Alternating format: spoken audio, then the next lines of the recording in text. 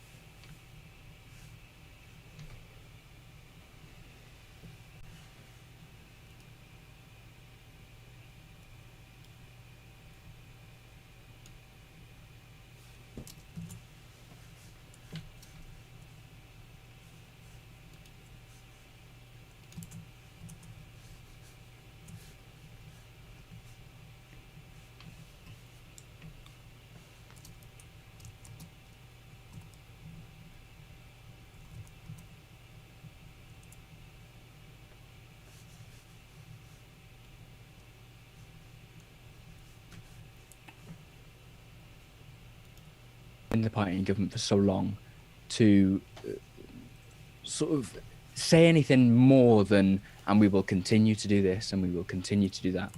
And I think essentially the pandemic has given Mark Drakeford an opportunity to undergo some sort of static regeneration, essentially, so that we can put to one side the last 22 years of government and say that this is what we actually, now that we've had this massive revolution without actually having a revolution, this is what we're going to do. Labour's gone for a sort of pledge card style manifesto rather than the in-depth manifestos that Plaid Cymru's gone for, and the pamphlet that the Conservative Party's gone for. And it's put pretty much square in centre its offer after COVID. It's the recovery from COVID that's put forward. I think it's difficult really to say whether there's a latent stagnation there. I'm not sure what the best way to word it is. There are some policies that seem to have come out of the blue, and sometimes when you're reading the manifesto, things like creating a Clwyd D Valley national park for the first time in 60 years. It feels like sometimes there are policies in there that could have been done way before. But no, I'm sure we'll talk about more of that. Do you think it's hopeful though? I mean, people are looking for something to change, aren't they? And do you think it provides, and they're looking for something to look forward to, a sense of hope that things can be better out of the other side of the pandemic? Do you think it provides hope to people?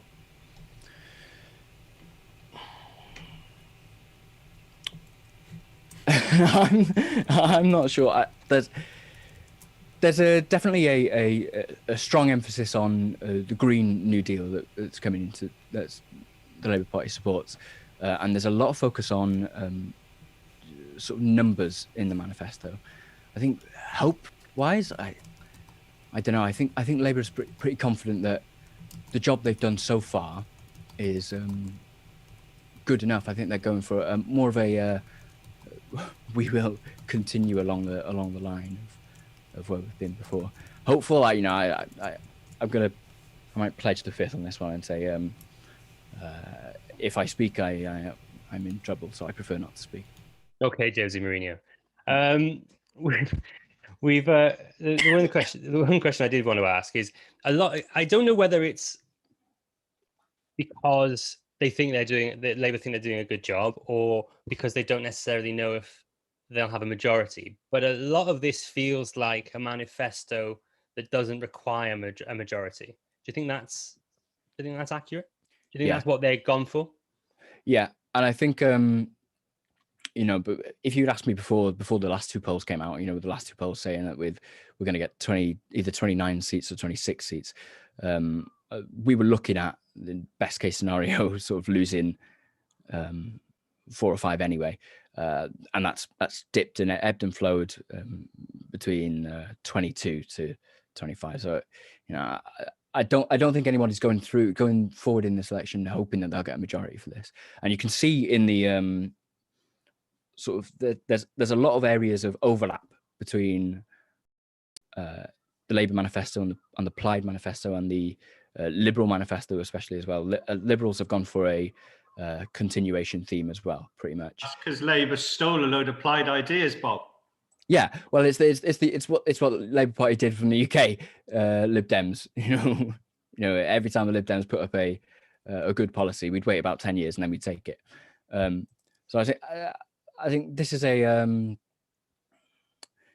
I don't know. There's a lot of room for compromise, and there's a lot of room for sort of negotiation, essentially.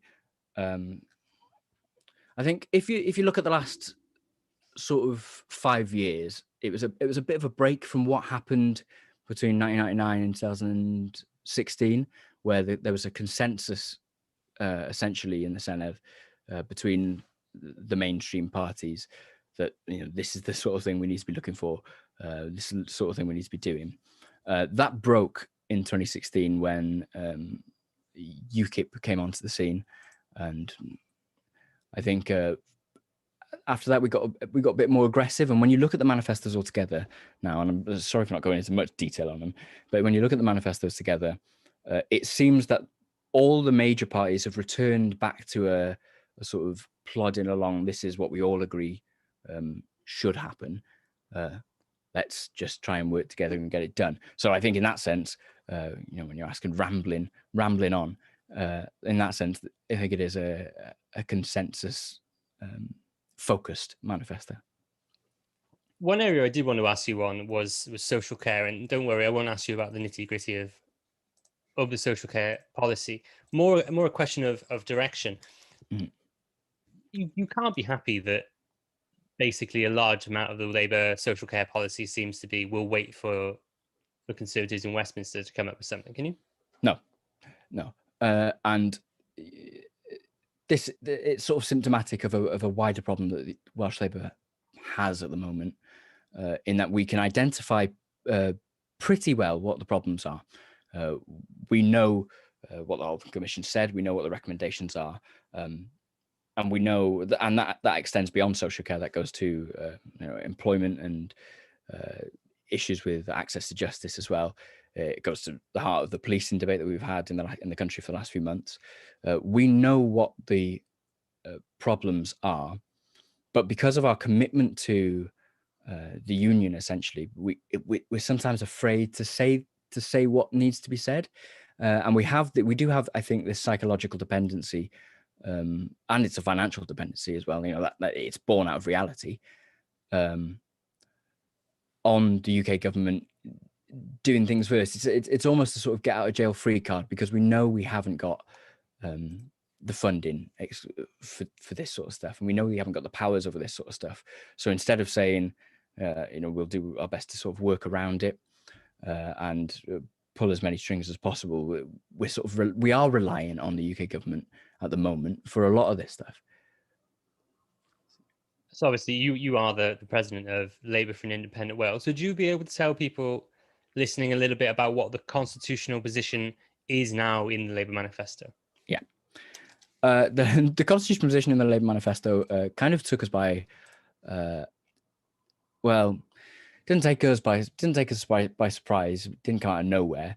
But the fact that it was so blatantly federalist straight away when the debate in the party has barely started did take us by surprise. Essentially, what Labour wants is federalism within the UK. How that's achieved isn't talked about much at all. And when you read the manifesto, there's not much detail put to federalism, and then the party wants to establish independent commission to consider the future of Wales and the constitutional future. But before the commission has even been put in place, the Labour Party has announced that it wants federalism to be the conclusion. This is not the preferred position of the Labour Party for me.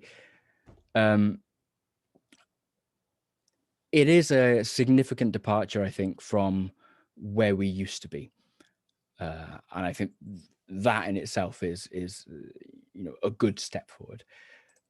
Do you think that people who are in the Labour Party who are sort of indie curious or indie confident should be satisfied that this is a step in the right direction? We've always known that this is going to be a long slog. Essentially, the route to independence for at least Labour for an independent Wales is the route to a socialist Wales. Whether that's possible without the work of the Labour Party and without the people in the Labour Party and the Labour movement as a whole, I'm not sure. The Labour Party used to be a anti-devolution. Well, first of all, it was a home ruler party, and then it became sort of centralist through Clement Attlee, and then it went towards supporting devolution to the extent where it put it up to a referendum, and then the Welsh Labour Party couldn't agree on what happened, on what position to take in that referendum, and now we are a firmly sort of reformist federalist party. These things take time, and it takes a lot of work behind the scenes, and it takes a lot of work in front of the scenes as well. But I don't know, when you look though at the sort of rhetoric around the manifesto, around specifically the constitutional aspect of the manifesto, it has some banging lines that aren't in the Plaid Cymru manifesto at all. This comes from us. The UK government has betrayed Wales. That would not happen. That would not be in a unionist manifesto, especially not a Labour one. It says, despite the cultural vandalism of the UK government, things like this, devolution itself is now under serious threat from the UK government without a mandate from the people of Wales, where take back control soundbite has become a rallying call for the centralisation of power to Whitehall. We've seen through the polling in the last year or two, that the majority of Welsh Labour supporters support independence, and the rhetoric in the manifesto seems to suggest that the party understands that. But I think it's good enough for now. But this is not the independence manifesto. This is not the independence election.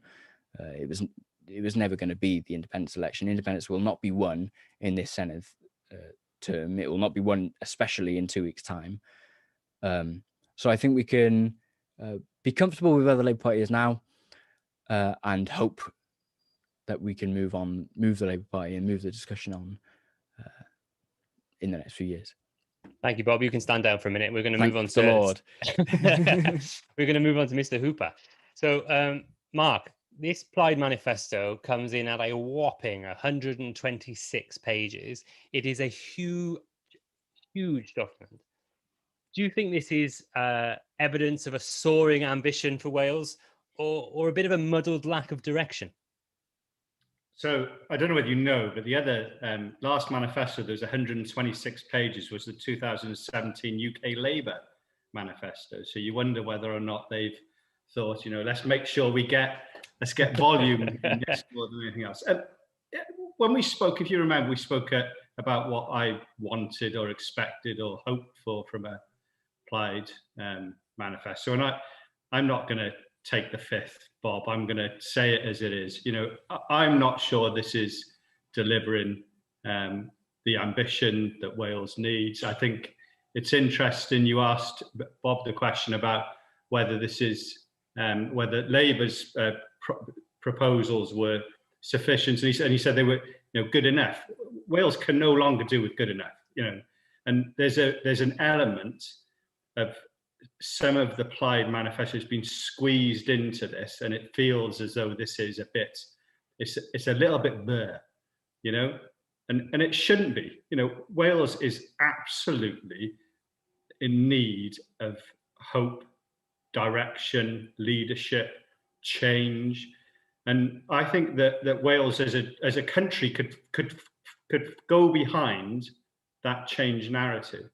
And this tries it a bit, but it doesn't come through. You know, it's a bit like eating, you know, you eating the trifle and forgetting about the cherry on the top. You know, it's just, you don't get it all. And I don't think it's got it all.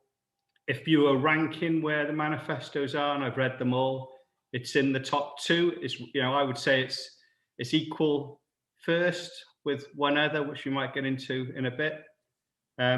I really feel sorry for you, Bob, having to talk about the Labour one, because I think the Labour one is, and I know this, you know, but it is comparative, and you look at it and just think, good enough says so much, doesn't it? Good enough says so much, and actually, you know, this is challenging. I think there are things in there that talk to the way a coalition might build. I think that's clear. And I don't think that's a bad thing necessarily in some ways, but I don't think it's good enough. And none of the manifestos, and I include Clyde in this, and this is probably where my frustration is, really recognise the place we're in as a country, the place we're in as a world.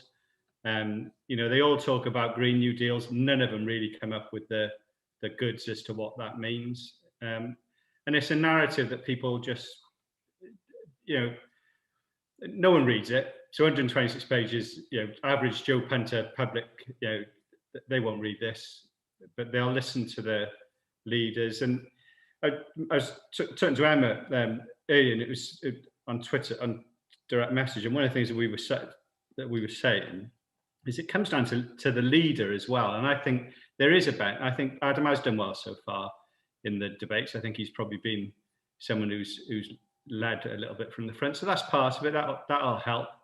But, you know, the detail, it could have been more, should have been more.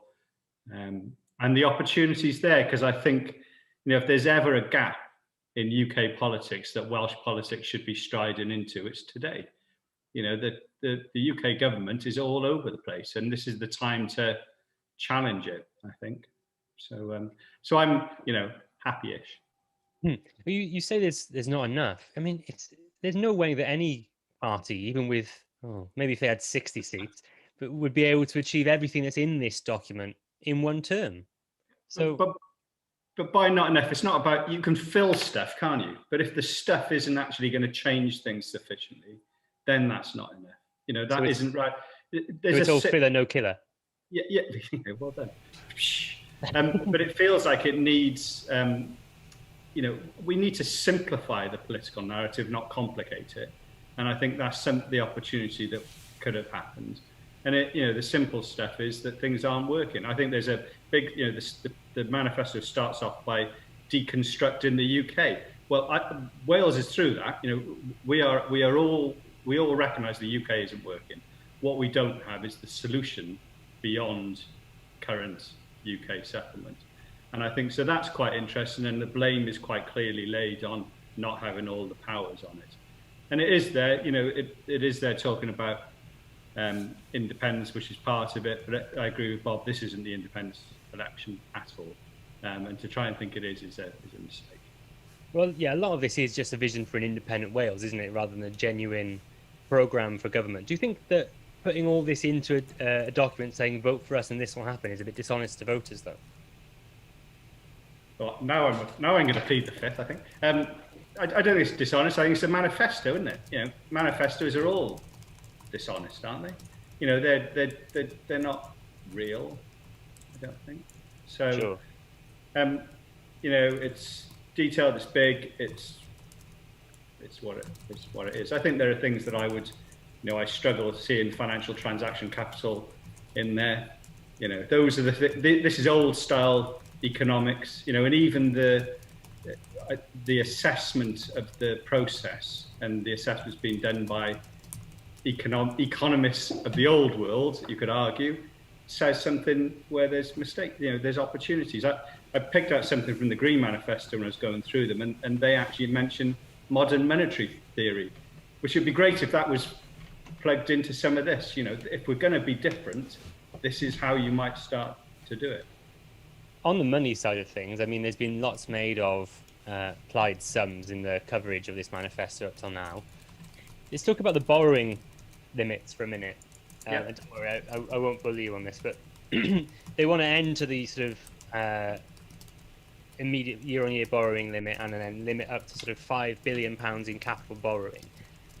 How much of this manifesto could be done if these extra powers and extra limits aren't granted to Plaid?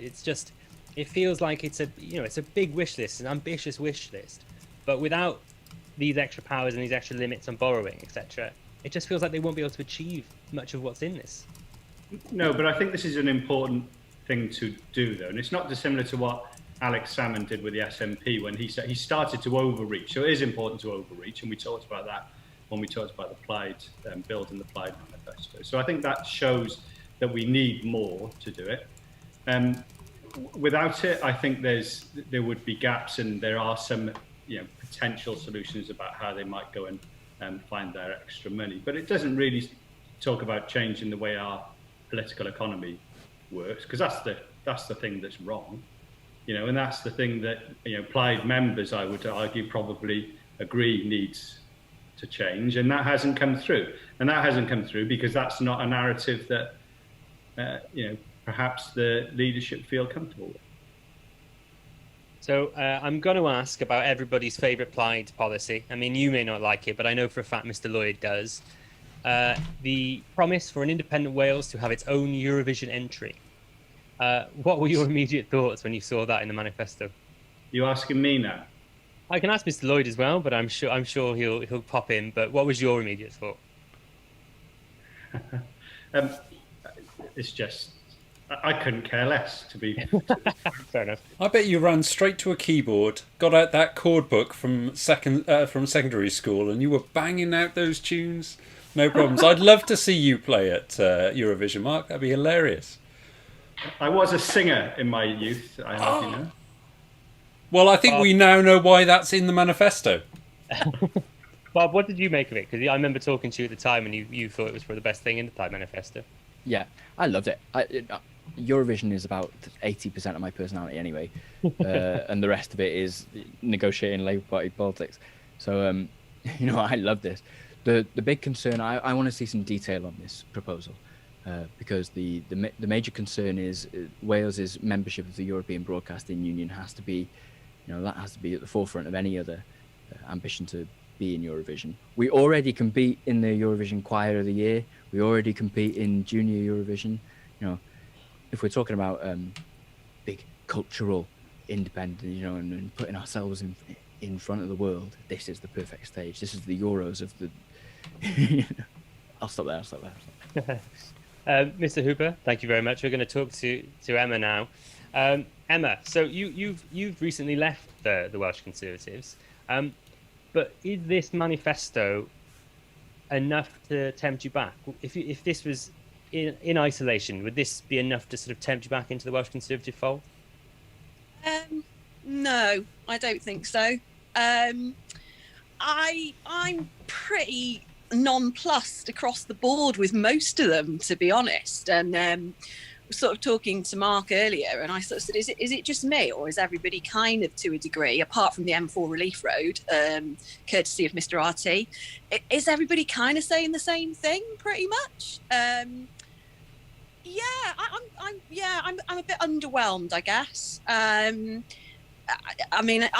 sort of left the party for various reasons, but partly the direction. I think the Welsh Conservatives, when I joined, were very much Welsh Conservatives, and I think that's gone backwards slightly. And I'm not sure that's a good thing, really. No is the answer to the question. It wouldn't. Well, I mean, with a promise to build an M4 Relief Road, pledge to keep free prescriptions, and a promise to keep the pledge of 1 million Welsh speakers by 2050, is this just the 2016 Labour Manifesto, but in blue? Do you think it feels distinctly conservative still, or do you think it's sort of some sort of attempt to find a middle ground of Welsh politics? I'm not honestly sure. I mean, the M4 Relief Road, I can't really comment on from a personal level, because it has no bearing on anything for me where I live in Mid Wales. I think coming from that background of being sort of distinctly mid and rural Wales, you know, we've been ignored by all parties really to varying degrees. Is it really conservative? I mean, again, I don't know, because I think, you know, from an economic point of view, yeah, we're going to sort of build back better. We're going to create 65,000, I think it was, new jobs, and we're going to sort of improve apprenticeships. We're going to have a new economic, whatever it was called, Quango type agency. I don't think there's that much that distinguishes it from the others, except for the union slant, you know, which is obviously clear. And I'm really interested also to kind of understand where this massive pot of money's coming from that the Labour Party, that the Welsh government, shall we say, doesn't seem to have had for the last 22 years, but now all of them seem to have kind of found a pot of gold at the end of the rainbow for the next 5 years. So, you know, and that's not just a Conservative manifesto point. It's, you know, where is the money coming from to do this stuff? Yeah. So I've asked you whether you think it's particularly Conservative. Do you think that it's particularly Welsh? Do you think that, because this feels to me like the language in this manifesto seems very different to the sort of like populist style stuff that people like Archie Davis and Darren Miller have been talking about for the last 6 months or so. It almost feels like someone came in from Whitehall and neatened it around the edges. Do you think that's what's happened, or do you think that the Welsh Conservatives have just gone, we need to scale this back in order to try and win?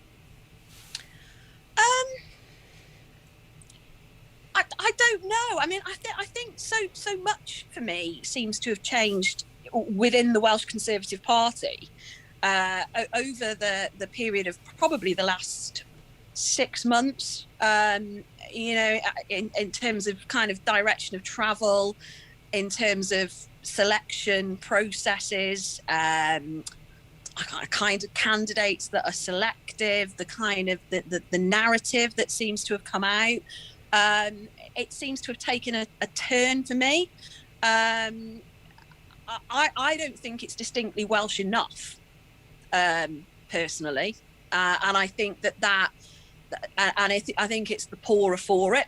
To be honest, you know, there are a lot of people in the party that would disagree with me, and you know, quite frankly, don't want the Assembly to be there at all. So you know, could you say it's perhaps geared towards those people rather than people like me who kind of respect the devolved settlement, albeit don't think it's worked for the last 22 years? Yeah, I don't think it's beyond the realms of possibility that might have been input from central headquarters.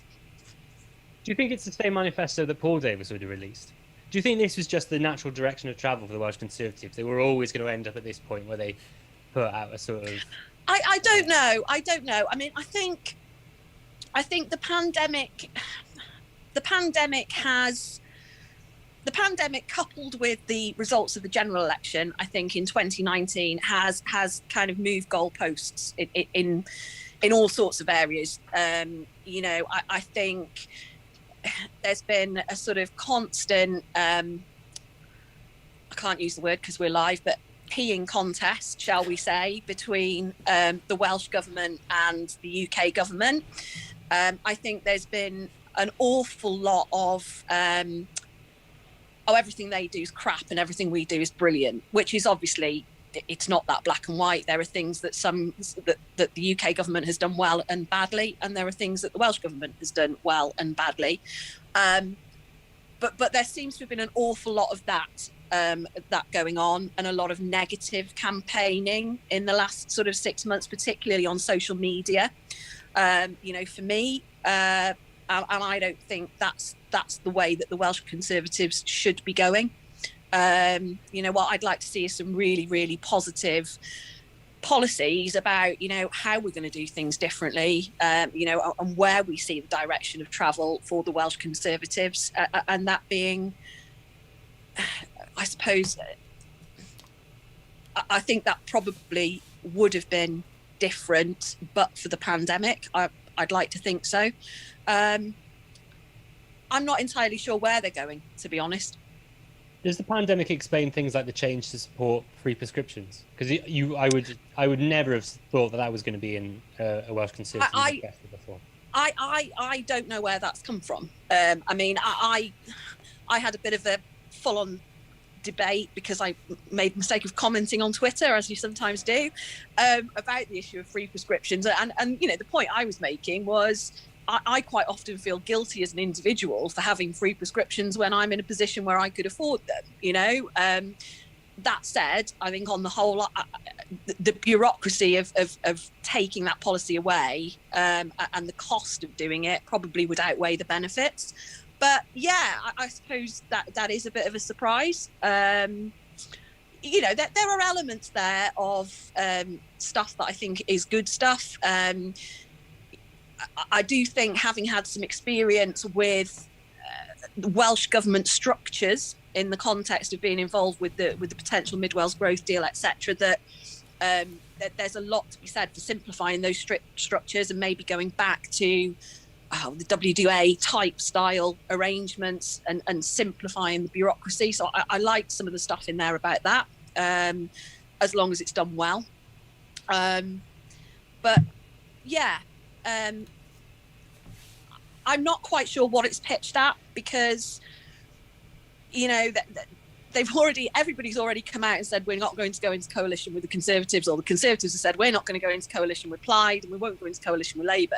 So there's not really anywhere to go from there, is there? It's kind of, if that's the stance that everyone's taking, you've got to go out to win it. And I'm disappointed in that respect. I think if we were going to go out to win it, there are things that that could have been done better and differently, and not just in the manifesto, but in just the whole direction of travel in the last 6 or 8 months, really. Well, thank you, Emma. I know Rich has a couple of follow-ups he wants to ask, so I'll hand over to him. Okay. Yeah, so I think one of the things that, apart from the horrific mental image of a peeing contest between Mark Drakeford and Boris and their likely failing prostates, that whole thing is quite frankly sickening. But I think one of the things you said that really struck me is does it feel like a Conservative manifesto? What the hell does a Conservative manifesto look like now? Because I couldn't tell you. Across the UK, I couldn't tell you what a Conservative is, other than a diehard unionist. In Wales, it wasn't that long ago. It was 6 months ago, that there was this genuine sense that the Abolish Bros were taking over the Conservative Party in South Wales, and that it was essentially going to become an Abolish manifesto. And then they've all gone very quiet. And now we've had a change of leadership, slight tweaking around the edges, and then the manifesto gets published, and it doesn't have... It focuses on everything that isn't any of the talking points that Andrew R.T. Davies has been talking about in, a series of very good leadership interviews, including some really astute questions from some great podcast hosts. So, what? Now that you're kind of outside it, Emma, what is a Conservative in Wales? What's the identity of that party? But also, in your heart, what do you think it should be? What's the gap between the reality and what you think the kind of desirable characteristics of the Conservative Party in Wales is? I personally speaking, I've always been quite central in my views. I've never been ultra right wing. I'm Conservative probably more on an economic basis than a social basis. So I'm kind of very much sort of middle of the road. To the point where I voted for Blair in 1997 when I was a student, and I was a member of the Labour Party for a short period of time. But, I shouldn't have just admitted that in public, but I have done. If I may say so, you're not the first person to have surprised us by announcing former Labour affiliation on the podcast. There's an imminent podcast with a leader of a party that is not the Labour Party that was surprising. So, but it's interesting you talk like that. That's exactly the kind of Conservative everybody thought that Boris Johnson was going to be before Brexit. Well, I'm not. I don't know whether he is or he isn't. I'm going to take the fifth on that one. Look, this is not America. You don't get to plead an amendment to a constitution that isn't ours. I think for me, I mean, I joined the party in 2016, I think it was. And I joined it because of the Welsh Conservatives, very much more than because of anything that was going on with England, if you like. I kind of liked a lot of what was being said. I thought it was sensible. I thought it was geared towards Wales, rather than being tied up in sort of UK politics. And I quite liked that. And I thought that they could genuinely challenge Mr. Drakeford, to take over and to effect some real change for the benefit of Wales, which, I think is sorely needed after 22 years. People who vote Labour will obviously disagree with me, but that's my view of what devolution so far has achieved, certainly for my area of Wales. And I think Wales outside of South Wales, I don't think enough has been done, which is my biggest problem. But there are lots and lots of great people in the Welsh Conservative Party. There are lots of great, moderate, sensible people in the Welsh Conservative Party. Susie Davis, who was kind of my inspiration really for going through the trauma of trying to get on the candidates list and wanting to stand, is a massive loss, huge loss to the party and to the Senedd. You've got people like Angela Byrne standing down, it's David Melding. There are lots of people like them who we should not be losing, and we should be cloning, and we should be, promoting sensible candidates, in my view. And I'm not convinced that's happening across the board at the moment. That said, we have got some very, very good candidates standing for the Welsh Conservatives, but we're losing people that we shouldn't be. That's really interesting. You talk about, essentially what you're talking about is that the kind of centrist or liberal wing of the Conservative Party seems to be very much on the wane with the kind of personalities, the leadership that is leaving the party. And that's weirdly coinciding with the death of the Liberal Democrats or the Liberals as a party of Parliament in Wales as well. I mean, they don't have an MP in Westminster from Wales, and they only have one, and possibly only hopes of having one in the next Senedd as well. And it feels, I think one of the things that strikes me about that is that if you were to identify potential coalition partners for the Conservatives in the future, I think that the opportunity for any partnership between Plaid Cymru and the Conservatives is long gone. That had a brief moment in 2007 where it was potentially viable, but I think they've diverged too far now. So the only potential other coalition partner, apart from the kind of abolish UKIP end, which I just don't think would be politically palatable, would have been the Liberal Democrats, and they have disappeared as a party at the same time as the liberal wing of the Conservative Party, and I just wonder, where are all the Liberals going? That is a really good question. I know of several people who are no longer members of the Liberal Democrat Party, and actually who've kind of stopped being members of the Liberal Democrat Party in Wales about the same time that I cancelled my membership of the Tory Party. And what they say to me is that they're not sure what the Welsh Liberal Democrats stand for anymore. The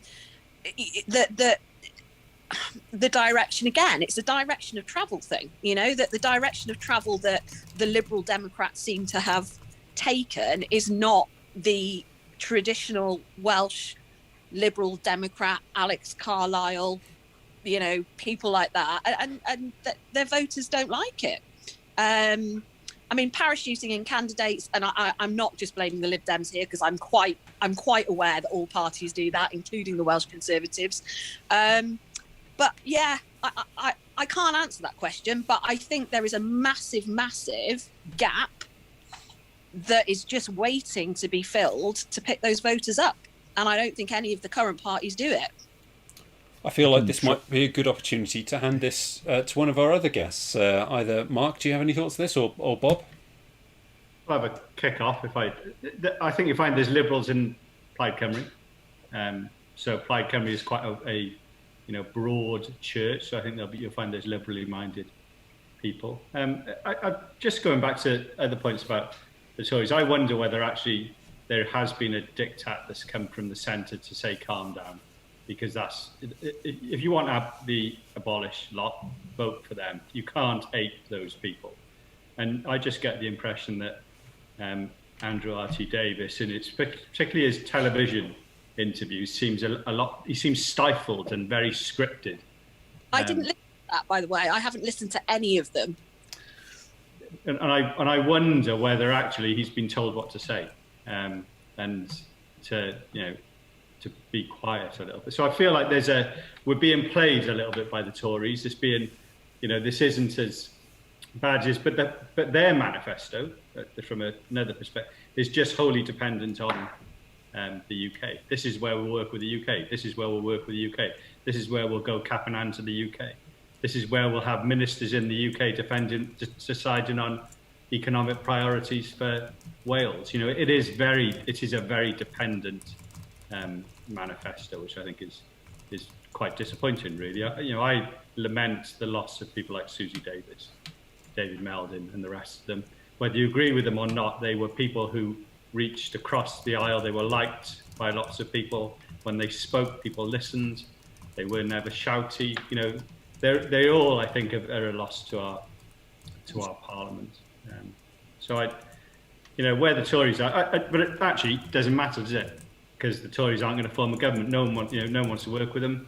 The government will be formed elsewhere that comes out of this election. So their voice is very difficult to see a way forward. And as for the Lib Dems, today's polls suggest they're going to pick up Brecon and Radnor. And I like Bill Powell, but I just can't see it. I can't either. I think, James Evans, who's the candidate in BNR, is one of those people. When I say that the Welsh Conservatives have got some really good calibre people, they have, and he is one of them. I like Bill. Bill's great as well, and I think BNR will benefit in the Senedd, whoever wins that.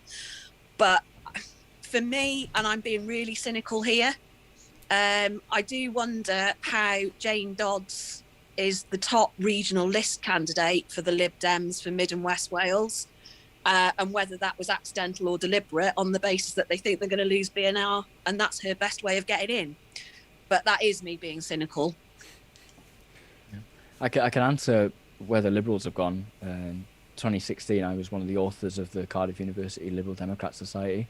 I was a member of the Lib Dems from 2015. I joined in 2010, part of that wave of Nick Clegg supporters. He was the first person that ever politicised me.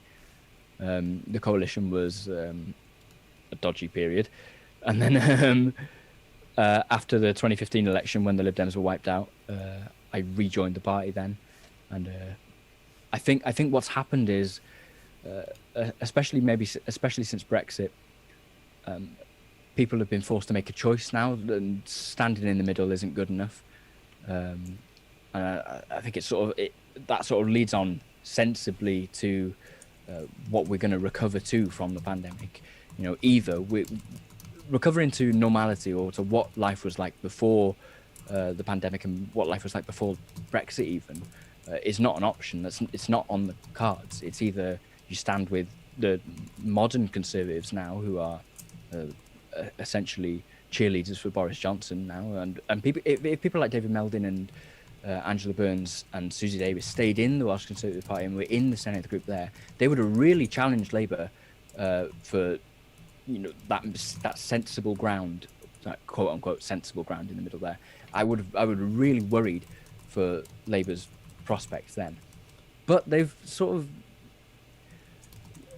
pushed on to Boris Johnson. It's either them or it's you pick the Labour Party. Who's opposed to the Tory Party? It's the Labour Party, And even if you're not so much of a socialist, or if you're a social democrat that would fit within the Liberal Democrats, Labour Party, like Plaid, is a broad enough church to accommodate you. So I think that's where the Liberals have gone. They've come to us and they've come to Plaid. I think they've ran a million miles away from the Tory Party ever since the end of the coalition. Whilst we're on Plaid, has anyone been able to make sort of any assessment of their manifesto? looking through their documents? Is there anything from that document that stands out to any of you? The Lib Dems, now you mean? Yeah. I think that the Lib Dems have tried to put something together as if they would have a chance of winning, which they won't. So they put some effort in. You know, it's another significant document. It's more significant than the Labour Party manifesto. You know, I think they've focused on recovery, which I think is, you know, that's the theme as it runs through it. But again, you know, they're reliant on, as a lot of these manifestos are reliant on an okay from Westminster. So I don't think it's a bad document. It's got some good ideas, you know, things like UBI, which I've been a supporter for a long time. So can we do it from UK? That's not the answer to do this. You know, you've got to actually find ways, and Scotland have found that as well, and they've realised that what they have to do is to, you know, to trial and learn and things like that. It's not just go cap in hand and say, please, sir, can we have a trial? Yeah. But I can't see them returning any members on May the 7th. Anything from you, Bob? One thing I'll say for them is it's the only one out of a lot of them of the major parties, if you still consider them the major party, that has at the back of it something like the Labour Party had in the 2017 election, where it's got the figures, you know, the numbers and where the money's going to be coming from, where the money's going to be spent. We don't have that in our manifesto much. Tories definitely don't have one. I'm not sure Plaid have much in there as well. They do have some. I think the Kirsty Williams effect has really rubbed off on them. You know, they feel like they are a party of government now, so I think they've sort of tacked back on maybe the idealism, perhaps. There is one particular policy that really jumped out to do with healthcare. It's to allow access for young people to healthcare without permission of the parents, particularly abortion and gender reassignment. That would be a major departure from health policy. At the moment, UK health policy and Welsh health policy seems to be very sort of paternalistic, maternalistic, whatever the word that isn't gendered there is. So that would be a major departure there. I like the personal learner accounts that I think Plaid Cymru has in there as well, for lifelong learning, and they've sought to recapture. This is the quote from their manifesto: recapture and progress the civic mission of higher education. And I think that's what particularly the Conservative manifesto really misses out, because if you look at the Conservative manifesto on education, there's quite a lot of good stuff in there. You know, there's reduced class sizes, which we've been talking about for 20 years, increased school funding, which they guarantee increased funding for education, for healthcare, for everything. It seems to be, again, like Emma said, where does the money come from? And on tuition fees, and I don't want to talk about Lib Dems and tuition fees, but on this reclaiming the mission for higher education, an annoying thing that the Conservatives done, and predictably, is to halve tuition fees for STEM students and modern foreign languages. They put a value judgment on the utility of higher education. So if you wanted to go into, say, archaeology or history or things like that, I don't know if archaeology counts as science, really. But if you wanted to go into history, the humanities, law even, they've placed a value on you and said that you're not worthy of this tuition fee cut, essentially. Refunding tuition fees for doctors, nurses, teachers, you know, yeah, great. Let's refund tuition fees for everybody. You know, tuition fees shouldn't be there in the first place. We've cut out the middleman. But the biggest challenge to improving education in Wales, both outputs and outcomes, is deprivation. That is the single biggest determining factor in how a child's going to do for the rest of their life. It's economics. But the Tories, like I think the Liberals, like I think, you know, and I won't plead the fifth, and then like ours, we attempt to deal with the symptoms rather than the cause too much. There is one manifesto, and I think I agree with Mark on it, that has a different approach, and, you know, maybe we will talk about that later. But that's my 5p. Yeah. Let me take a guess then on the manifesto that I think you and Mark have been talking about. Is it the Green Party manifesto? Mark, Mark, did you want to talk about anything from that manifesto that you found particularly interesting? Yeah, I quite like the Greens in some ways. I think they've got it would be good if they were in the Senedd. I think they would be a voice that would be an improvement in the Senedd. I like the fact, and they're probably more, their conversation about independence is probably even more direct now than it was. So it seems that they've warmed to the subject and they've decided this is clearly where we're going to be. But I feel like they've said it for good reason, the reasons we need these things to be in there. They've talked to, country of sanctuary, which I think is an important, and I know it's something that fits across other manifestos. It's clear to that. So no, I think it's, it's in my top, just below applied, obviously, but it's I think it's a good set of proposals. It's well thought through, and it seems like they got some candidates who would be a real addition to the Senedd, and roll on, a 90-member Senedd where this becomes normal, that we have good people from different parties. And I know that means we'll have, the likes of, and I have done some work on Propel, Abolish, GLAD, Reform, and UKIP as well, if you want to hear those. But there's only really 2 words for most. Can I just quickly jump in on that, because that was one of the things I was going to mention when you were talking about all of the manifestos earlier, all 3 of you. The future of the Senedd, the reason why there are no Greens in the Senedd, there's no coalition partners or, potentially even future for the Liberals in the Senedd, is that the Senedd form is so suboptimal. It is completely dysfunctional as a 60-seat parliament. What do you make of the various parties' proposals to change that? Or not, or absence of proposals to change that? Well, I think we got clarity. So there's a bunch who signed up to the McAllister review, which I think is the way it should be. And then you got a bunch who are clearly saying we shouldn't have any more reform, we shouldn't have any more MSs, and I think we're weaker for that. I think we should be clear about who has said what, Mark. Okay, so the Plaid have signed up for the McAllister review to have more MSs, the Greens, the Lib Dems have, I think. Who else? Labour, Bob, have they, I think? It's not sort of explicitly put in there, but we have already signed up. The Senedd committee with Dawn Bowden has already committed us to increasing the number of MSs. It's annoying that we didn't do it now, and we've already committed to changing the voting system from first past the post and this sort of stupid list system that we've got at the moment to STV, or a more proportional system. There's nothing really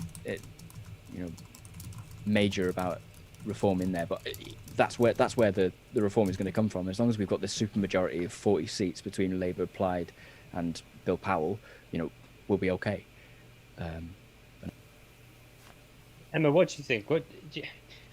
It's nor politicians are not always particularly popular, but do you think that is what's making the decisions in these politicians' mind? It's a question of popularity of this policy rather than whether they think it's the right thing or not. I don't know is the answer to that. I mean, I've come sort of almost, 3/4 of full circle on this, really. I voted no in the initial devolution vote. I didn't want a Senedd, and I actually took part in, I think it was 2018. It was a study that Professor Diana Sturber was doing on barriers, to being part of the Senedd, and it kind of it was a bit of a light bulb moment for me, because I realised that actually the issue is not with the Welsh Assembly, the issue is with the Welsh Government, for me. And taking part in that was quite eye-opening, really. and also speaking to people who are MSs, so people from within the party, and looking at the level of work that they are trying to do, particularly from an opposition point of view, when you're trying to scrutinise Welsh Government, it's really difficult to do when there's not enough of you, and when your time is being split too thinly across committees. So I've gone the other way now. I actually think that we should increase the number, but I think that has got to be linked to how those people are elected. I'd also like to see some changes to the way that candidates are selected party. I think we need to encourage, and this is going to sound awful, and it's not having a pop at any of the existing MSs, but I think we need to encourage a different, not caliber, that's the wrong word, a different set of people who want to put themselves forward to do this, from a wider skill set, from a wider life skills experience. But I think we do need more. I don't like the regional lists. I think the idea that, I'm going to pick a name out of the air, that Neil Hamilton can properly represent the whole of Mid and West Wales, or actually anybody can properly represent the whole of somewhere like Mid and West Wales, is just a nonsense. I would much prefer to see a different way of doing it. So instead of having those list members that whether you have additional constituency members or whether we change it, we have an STV, whatever. But I actually think, if you come to the conclusion that we have got a Welsh Assembly and it's here to stay, whether you then go as far as independence, which I personally at this moment wouldn't, or this whether moment, you, at this moment, don't get excited, Hooper. Don't get excited. But I don't agree with independence. I'm going to say at this moment, because I like you to think that you've still got a chance. But I think if you accept that the Assembly is here to stay, then I think for it to work effectively, there's not enough members of it. I think for it to work more effectively, we need a change in government, but that's a different question. But I think you will always then have people who just will not accept that it's here to stay and are always going to want to scrap it. And I think those people probably are just wasting their time, because I don't think that is ever going to happen. And so I think, if you're a sensible person and you accept it's here to stay, then what you have got to want as a Welsh person is for it to work as effectively as it can. And I don't think it is at the moment. I know you want to come in here, Mark, and I hesitate to think that I'd be like Canute trying to hold you back as you come in on this subject. But I just have to say something. This particular subject, every interview that is carried out in the media couches this question in the idea that people don't want more politicians. I think there's two aspects that are often overlooked there. I think people do want more, brackets, good politicians, and what they want is fewer, brackets, bad politicians. We need fewer Neil Hamiltons, and we need more David Meldings and people like that. And I think also the parties that often say that they don't want more politicians are in the process of either sustaining bloated numbers of politicians elsewhere or proposing new politicians. Like the Conservative Party is proposing more elected mayors for England and new posts all over England, and is maintaining the PCC structure in Wales, which nobody wants. So, and the Labour Party is in the process of maintaining the huge numbers of local government councillors, which Wales is hugely overrepresented at local government, while not being particularly clear or bold about its ambitions for the Senedd, because it's scared of proposing more politicians. And I think that's that idea that people don't want more politicians, so we've all got to not talk about it very much, is completely the wrong way to go around Senedd reform. You look at Senedd reform in the round. Of course, you look at having lost our European representatives, having PCCs that nobody wants, having far too many local government councillors in Wales, and just think about how you redraw the whole thing. And rather than just focusing on whether it should be 60 or 90, actually let's just think about what we need. And that's what I think originally the expert panel on assembly reform actually did a really good job at. And I do worry that the promise of the potential coalition leader or the leading party in the next Senedd, the manifesto, I think, just calls for another committee to look at implementation of the recommendations, which we all know, I mean, that's not even a royal commission, that's like a second-rate royal commission, isn't it? And I think that's just disappointing. I think people should be more honest, more bold, and more ambitious than simply using the too many politicians cop-out. That's my mini rant. Over. I agree. One thing though, isn't it? Yeah. Who was, Emma, when you wrote to all your Mid Wales AMs, as they were then, regionals, only one of them replied on a query you had, and that was Neil Hamilton, if you remember. Yeah, all right, yeah, it was. Yeah, that's true, actually. But That's true. that says two things. One is that some people don't take casework seriously when they become MSs, and that's a real issue. And some of that could be the time they are.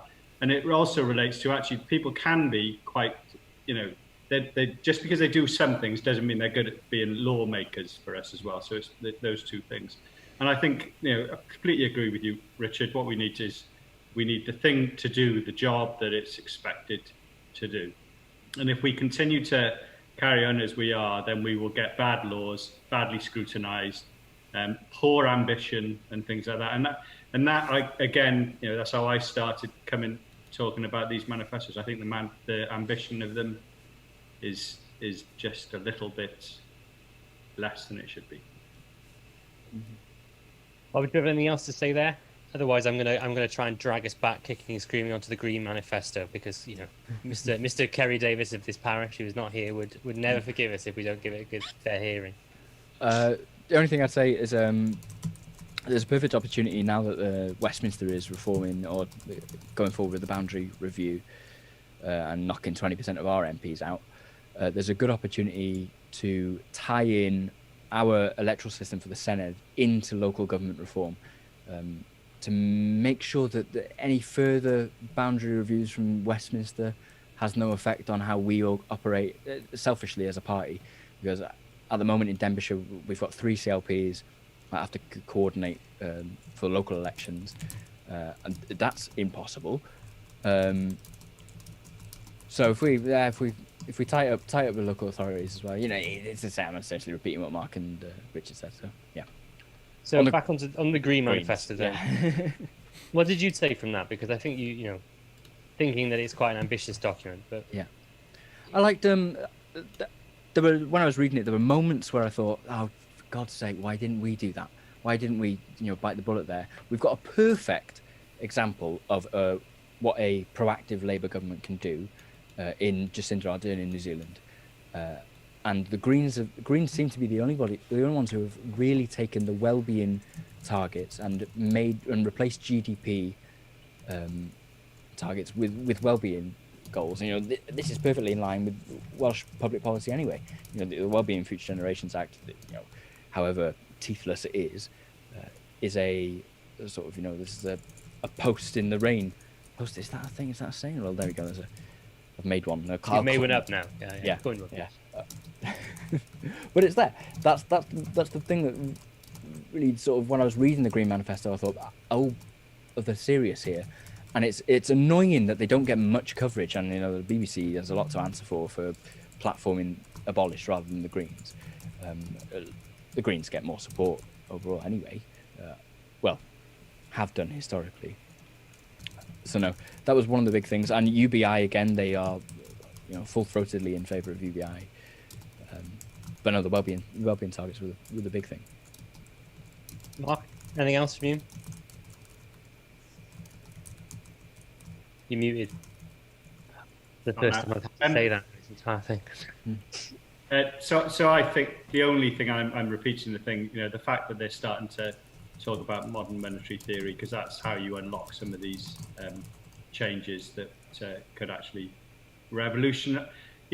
One of the things to expect the current system to deliver for the people it's never delivered for is crazy, and all except I think for Greens are saying that. So this at least is just starting to challenge the narrative of normal, because that normal doesn't work, and I think that's to be commended.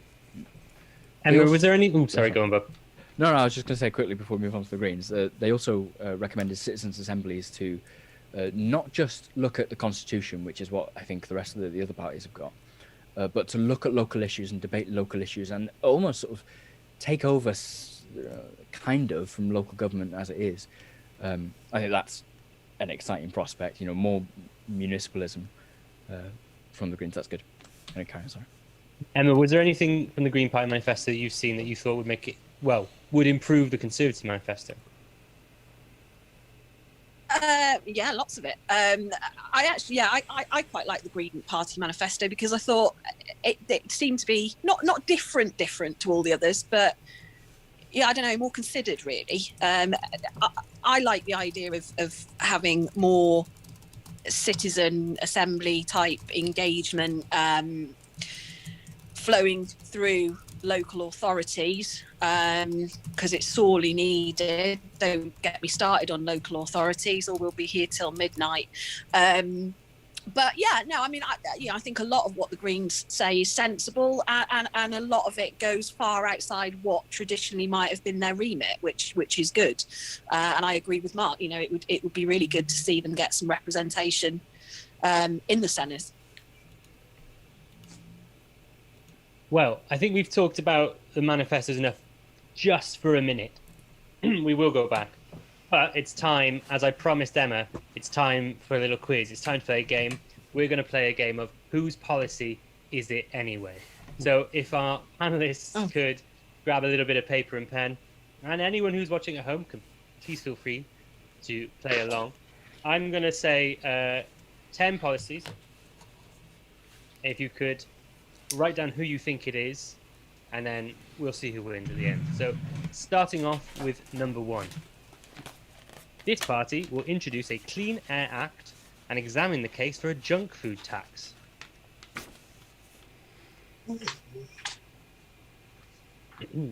Policy number 2. This party will freeze business rates for the life of the next Senedd, and in the long term, replace business rates with a fairer, more supportive system. Number 3. This party will introduce a mandatory study of French, German, Spanish or Italian in the first year of primary school and ensure continuity between primary and secondary school language studies. Over time, this party would also seek to fund a broader range of languages such as Russian and Mandarin at secondary level. Policy number 4. This party would explore reform of the school day and the school year to bring both more in line with the contemporary patterns of family life and employment. Policy number 5. This party would review environmental legislation, particularly that relating to CO2 emissions, and modify or repeal regulations that unfairly penalise Welsh manufacturers. Number 6. This party would elect the Senedd on a completely proportional basis. Number 7. This party advocates a 4-day week to share work opportunities and respond to the greater automation and digitisation of manufacturing and services. Number 8. This party would end the 1 million Welsh speakers target. Number 9. This party would create a fast charging network of 20,000 electric car charging stations. And finally, policy number 10. This party would establish a Welsh national energy company, majority owned by the Welsh Government and local authorities, for conventional extraction of Wales's known gas reserves in former coal mines. Now, I'm not going for any of the big headline ones, but there's a couple here where I think you may get a little confused. So we'll see if everyone's answered those questions. Is there a bit of there's a bit of a bias here because the Labour Party never puts any policies in its manifesto. So very good. There's lines. There's lines. Because there was more. Because you read out 10 questions, and there's only ever 6 policies in a Labour Party manifesto, isn't there? There's 6 pledges. There's 6 pledges, but there's lots of policies in the Labour manifesto. Just don't know how many of them require any sort of legislation. Okay. So, Number 1. Clean Air Act and examine the case for a junk food tax. Any guesses there? Tories. I No. think that's us. I've No, got it's- Labour. Green. Plaid Cymru. Plaid. See, now we're going to say everything that I've done Labour and everything that I've done Plaid is going to be the opposite, isn't it? So there's the big coalition there. There's the ticket.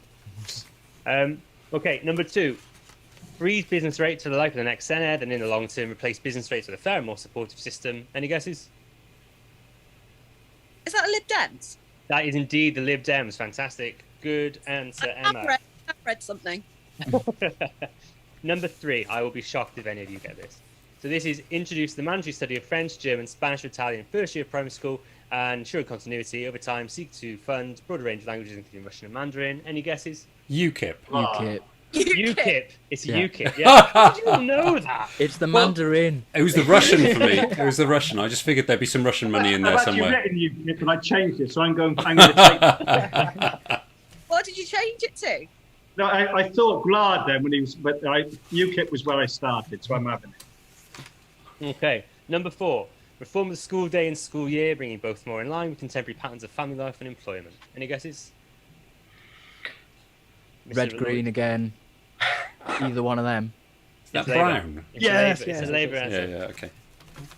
yeah, okay. Environmental legislation relating to CO2 emissions and repeal regulations unfairly penalise Welsh manufacturers. Any guesses? GLAD. GLAD, indeed. It was indeed. GLAD.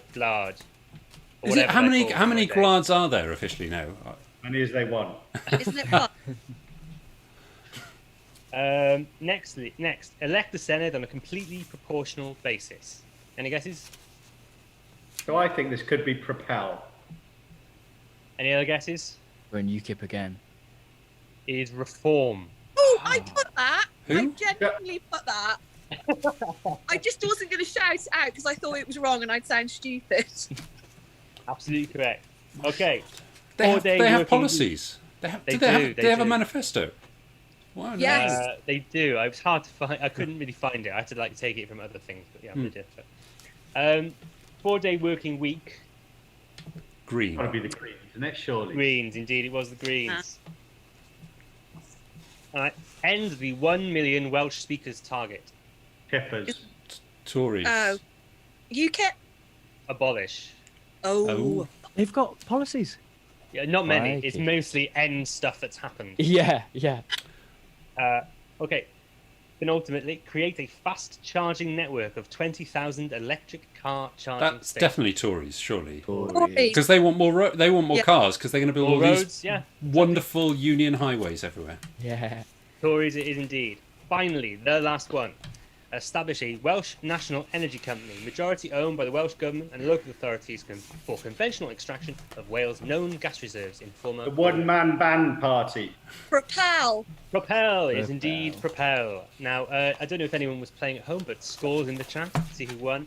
But between our competitors here, Mr. Lloyd, what did you get? Oh, I got 5 out of 10. It's not bad. Also 5 here. 5 each. Mark? 6. 6. Emma?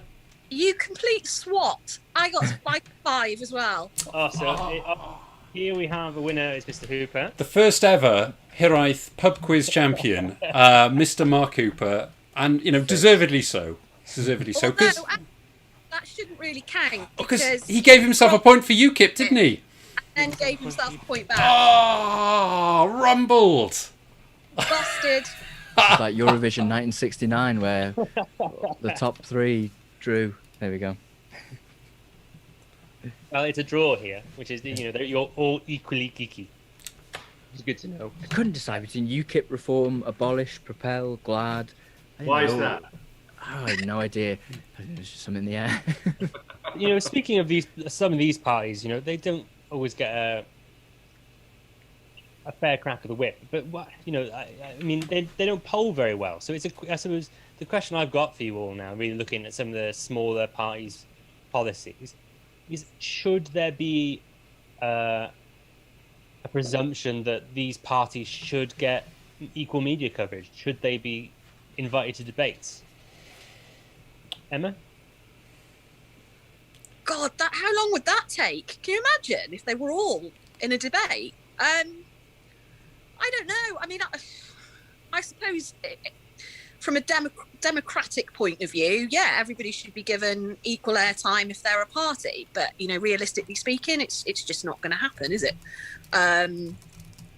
So yeah, no, I don't think they should all be given equal airtime on a TV debate, because you've only got so many hours in a day. But yeah, I said to Mark earlier, I'm not going to say which bit, but I was reading one section and I found myself nodding, and it was one of those smaller parties. I had to quickly sort of take a step back and control myself and almost give myself a slap. But yeah, which was slightly worrying. Bob, what do you think? Because I mean, we've talked a lot, off camera and stuff, about what the right sort of balance is between parties. If you stand in every seat, should you get onto the debates? If you stand on all the lists, should you get on the debates? Where's the balance, you found? I don't know, to be honest. I have some sympathy with the BBC, to be fair, on their decision to include abolishing the leadership debates. But there has to be some responsibility as well for induced support as a result of all this. We saw it in 2016 with UKIP's. Ultimately, in 2016, the referendum for the European Union was the culmination of the BBC's insistence on putting forward UKIP as the home wrecker of the political parties, essentially. Whereas the issue of the European Union wasn't even on the table for up until 2013, 2014, but because the BBC had pushed this party that happened to be a belligerent, suddenly it became one of the biggest issues there was, and the Tory party felt they had to respond to it. I think maybe we could adopt a sort of American system. They have, is it 15% you need to get onto the leadership debate? What's the presidential debate? You need 15% support. Is that what Ross Perot got? Split the Republican ticket? You could have some sort of independent commission, though, couldn't you, that had a set of criteria that may work. It's our fault as a country, really, our lack of maturity in doing this, because 2010 was the first time we ever did anything like that. And it sort of all rested on a personal agreement between Gordon Brown, David Cameron and Nick Clegg. So if that's what we're building off, then no wonder we're in the doldrums now when it comes to choosing who to put on the platform. Mark, what do you think? So I think they need the cold light of day to be exposed as well. So there is a need for them to be out there. Reading through them, there are people who've given it more thought. I don't agree with a lot of it. Glad have given a lot of thought to what they're standing for. There's a lot of detail in there. What's wrong, what they want to change, and and so there is that. And then you've got others who just say, "Our contract to Wales, day 1 I'm going to do this, day 100 I'm going to do this," and it's very limited. So I think they do need exposing and pushing through. So I'm comfortable. I think if we want the sort of modern, democracy that we all espouse to in Wales, we've got to expect there to be lots of different parties, and find a way to make it work. I think to assume that some deserve their place above others just by a polling where they were on a poll at a certain point in time is not good enough. So maybe a commission needs to be the starting point. But hopefully, the one good thing is come May the 7th, I think we'll have less of these, ragtag bunch of parties in the Senedd than we've got currently. I think there will be a dropout, and I think that's good, because they don't aid it. Seeing Nathan Gill again on my telly is not a good thing for anyone. These are people who don't care about the democracy of Wales, don't care about improving our laws. They take the money, they run, they damage, they destroy. Neil Hamilton's the same, and others. So I think there are some people who will be, see you later and don't come back. Yeah, I think that's particularly fair, given that if you contrasted parties like Plaid Cymru and the SNP, whether you agree with them or not on their primary aims of autonomy for their respective countries or not, when they go to Westminster, they do make a full participation in the committee process, in the debate process, and actually fashioning legislation, for a parliament that they would rather not be participating in, but they do actually contribute. And the big difference between someone like that and someone who was, I can't remember, that's the sort of absentee in chief, Nathan Gill, that when he stepped down, no one realised he hadn't been there in the first place. I mean, they're just a waste of money. They're just taxpayers funding funding the high life for various people, and it's a very similar pattern to what happened with the UKIP group in the European Parliament. It's perfectly legitimate to stand on a platform of wanting to disestablish or disconnect from some structure or other, but to get paid for doing a job and then actively not do that job as some kind of, I don't know, what is sort of rump. Truculent, unhelpful body, just essentially spoilers. It just is. Yeah, you're absolutely right, Mark. We just don't need them, and particularly when you have only 60 members, each member represents 1.7% of the parliament, and if we've got a handful of people who are there just to pick up a paycheck and enjoy a few interviews on Sunday Supplement, a few times a year, then it's a complete waste of opportunity. There's a huge cost there for the people of Wales. That's given me a fantastic idea for election night, though. See if everyone we get on can remember the names of the original 7 UKIP members elected in 2016. I thought you were going to say that we could invite Nathan Gill, but then he just doesn't turn up. I mean, we just have a little Gill-shaped hole in the corner of the screen. We'd never know. He just hand it over to someone, and we don't know who they were. Richard, we had any listener questions? Yeah, absolutely. So we've had a couple of questions on the live stream, and I wonder if I can put the first one on behalf of Misha Purser, who is viewing from Northumbria, which is, as we all know, on its own path to self-determination, thanks to NIP at the moment. The question is, you interpret the question as you see fit, folks. The question is there more of an appetite for leftist policies in Wales among the people, both those who vote in various parties as well as people who have become more maybe politically apathetic over the years? I mean, leftism is a term that I must confess I'm not particularly comfortable using because I don't really know what it means, but I'd be curious to know what your thoughts are. Is there more appetite than is apparent for left-leaning politics in Wales? I think that it's a stereotype to some extent, but it's borne out by fact, I suppose. So, is that Wales is a left-wing country. I think that's in contrast with England. That's evident. The Labour Party has won every election domestically for 100 years, and the closest opposition now is Plaid Cymru, who are further to the left than the Labour Party at the moment. But I think that's where the centre of gravity is. I think, and a lot of it comes down to identity as well. So people vote according to, or people see the world according to their national identity. If you believe things that Rich Wyn-Jones and Elsa Henderson have been writing, and they're good guests on here. And a lot of that identity has been, in my opinion, reactive to what's happened in England. So if there was a good example, I can't remember who told me, who said that their mother went to chapel. I think it was oh no, I can't mention who it was. The mother went to chapel and they were voting on same-sex marriage, whether to bless them in the chapel. And the first question was, what's the Church in England done? And they wanted to know so they could vote against that. So I think if you're looking at Welsh voting patterns and Welsh voting behaviour, look to England first. And generally we've been the opposite, or we've had so much passive revolution that it looks opposite. So.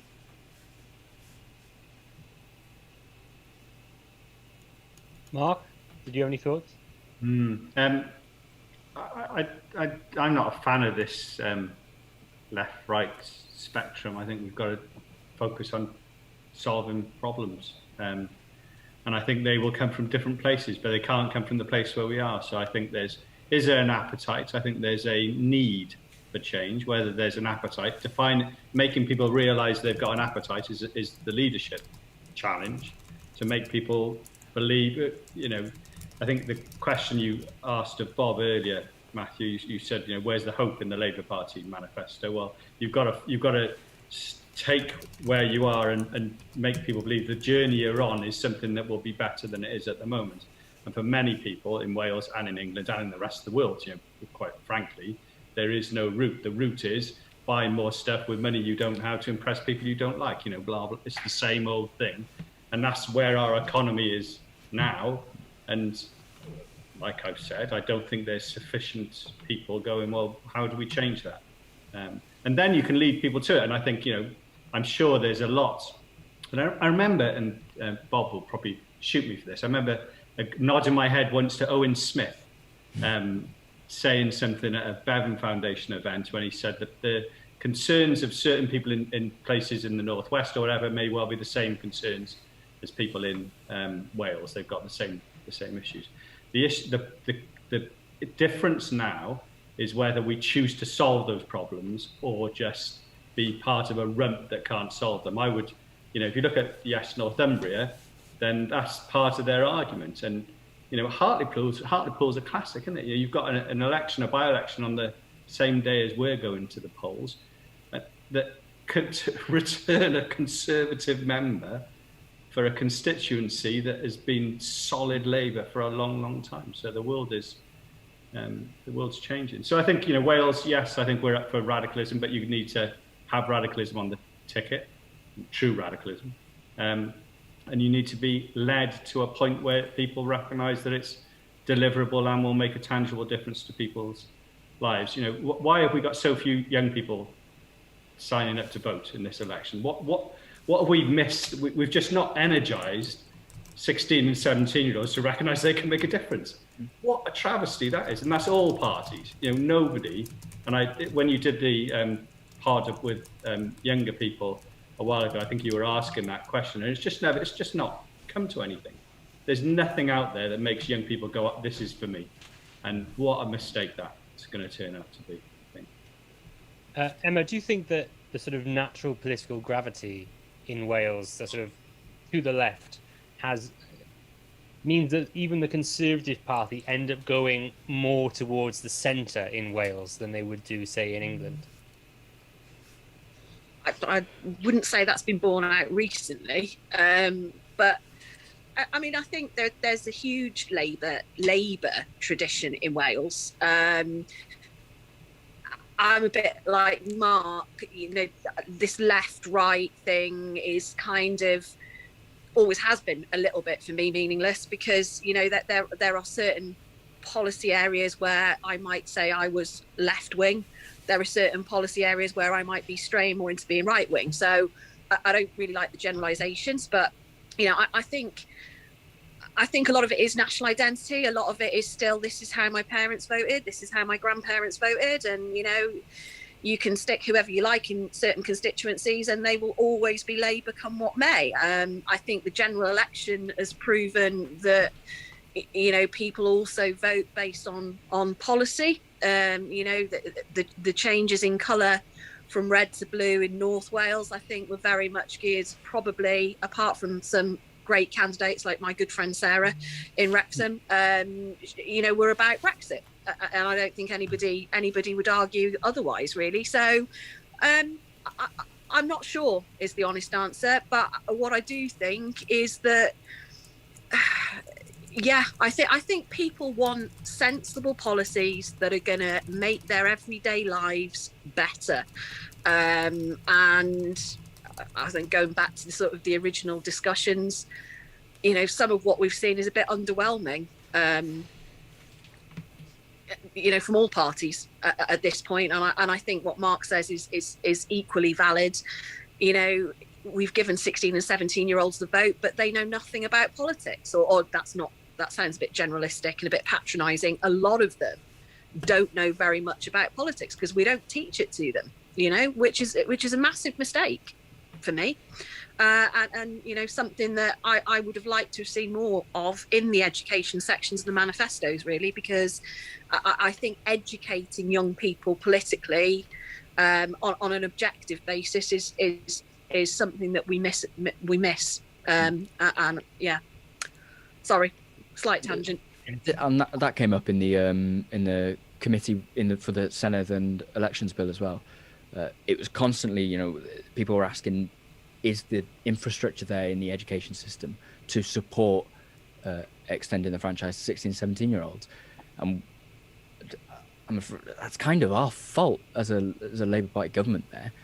This hasn't been pushed forward now. We've introduced this without that infrastructure in place, the educational infrastructure in the manifesto and in the curriculum in place, and we haven't got a devolved media, so we can't really push harder than we're pushing. But I don't know. My answer before was a bit reductive, I think. You've got to take into account the history of the Labour Party in South Wales, particularly. The way the Labour Party did so well, and I agree with Emma, it's more Labourism than leftism, if leftism is a thing, a tangible thing. The way the Labour Party embedded itself in the communities in South Wales is by becoming the community itself. It sponsored football teams. It was, it was the workplace. It was the union. The union was work, and vice versa.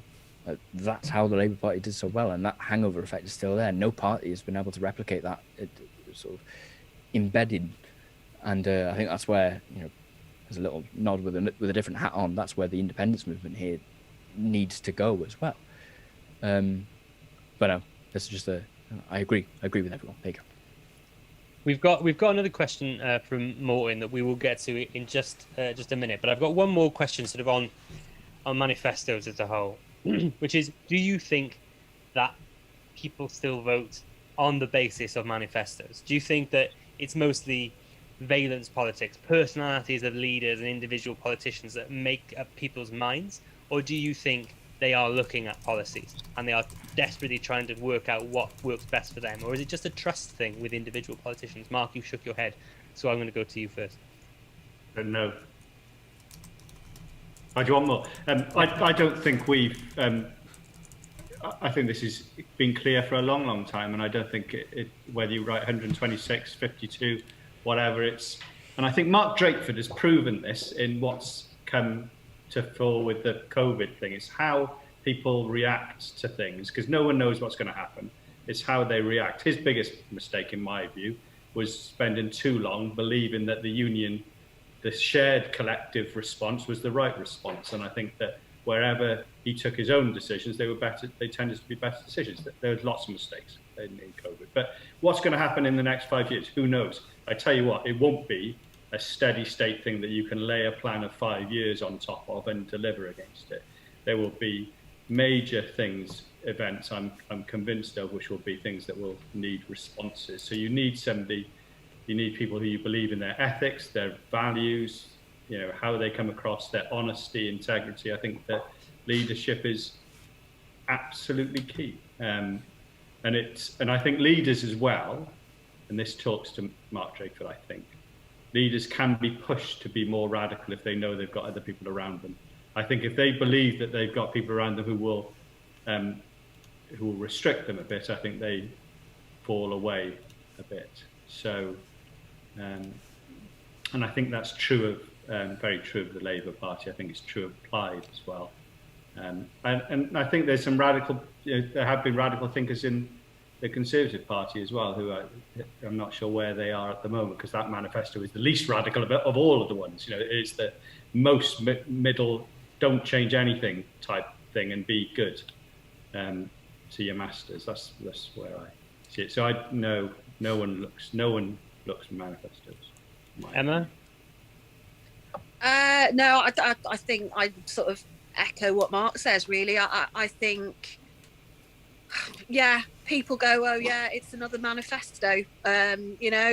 Are they going to actually do any of this stuff in the next 5 years? Can they do any of this stuff in the next 5 years? And or will it be, in the bin and back to usual? I think for me, to a degree, it's about personalities. Personally,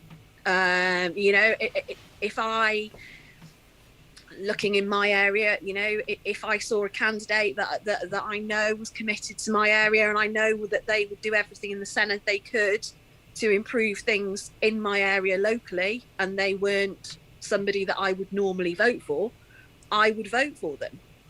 You know, because at the end of the day, you're electing people to represent your area when it comes to the Senedd.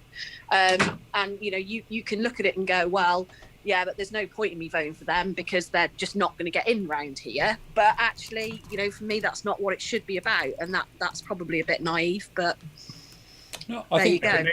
You can name a good candidate in your area who fits that profile. I'm well aware of the good candidate in my area that fits that bill, and I may or may not have been referring to him. I think you're absolutely right there. And if I can just make a plug for another Welsh podcast, Podlediad Cymru Fyw, on which a friend of the pod, Theo Davis-Lewis, made a very good comment, I think, the other day, which is there is also a huge gaping hole in terms of leadership and personality of leadership in Wales. Now, for all of their many good qualities, people like Mark Drakeford are not the kind of person that can really energise a nation. You know, he might be a very capable First Minister, he might have made an awful lot of good decisions, and he might be also very willing to listen and change course on an awful lot of stuff. But I tell you what, you won't get queues of people excited to turn up at voting booths because Mark Drakeford is leading campaign. And you could, I think, fairly, certainly have argued the same case with Paul Davis. I think there's an awful lot of hope invested in Plaid Cymru in Adam Price and formerly in Leanne Wood.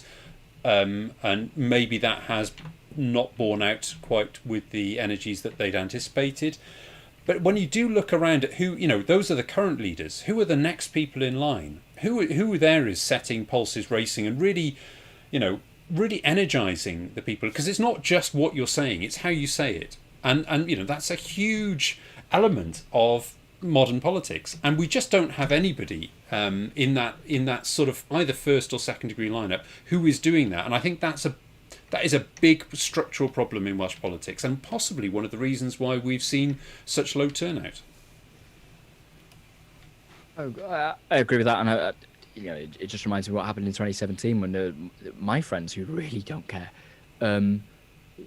took days off work to go see Jeremy Corbyn talk in Colwyn Bay.